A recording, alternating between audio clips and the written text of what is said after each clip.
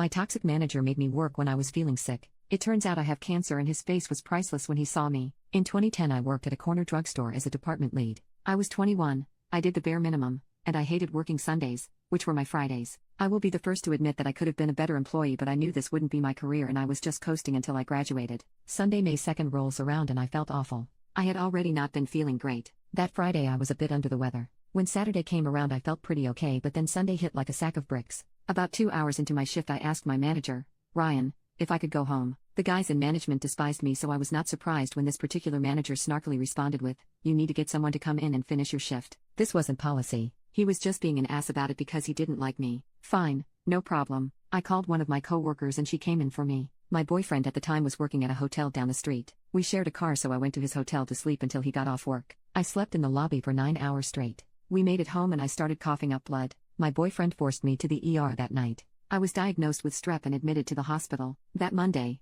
the 3rd, one of the nurses informed me that I'd be in the hospital for at least a week, so I called my store to let them know. The manager I spoke with, Brad, hated me more than anyone else at that store. I told him the news. Brad, you'll be out for a week for strep? Me, yeah. Do you want to talk to the nurse? She's right here. Brad, no, we'll see you when you get back. He was clearly irritated by the news, but there was nothing I could do. What I hadn't told him, as I didn't know at that time, is I was admitted because the hospital suspected I had something much worse. I was visited by a doctor on Monday who explained he'd like to perform a bone marrow biopsy. I had no idea what that was or why he'd want to do one, except that my blood counts looked weird. I had the procedure done and continued recovering from strep.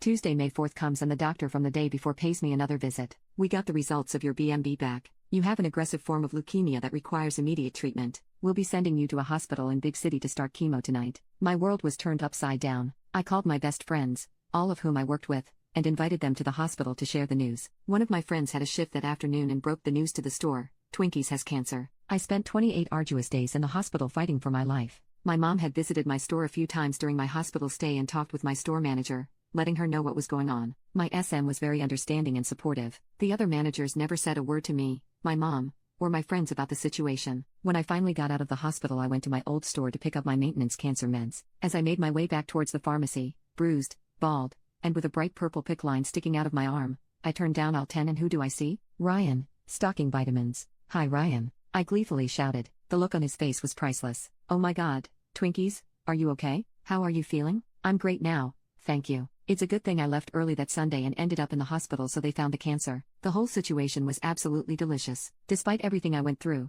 the feeling of complete vindication when they had to face my cancer-ridden self was incredible. I never ended up going back to work there. I had to file for disability because the next 5 months of my life were week-long hospital stays followed by constant transfusions, checkups, and even a case of sepsis that almost unalived me. But I still remember Ryan's face and it brings a smile to mine. May 4th will be 15 years since my DX and there's no sign of it coming back.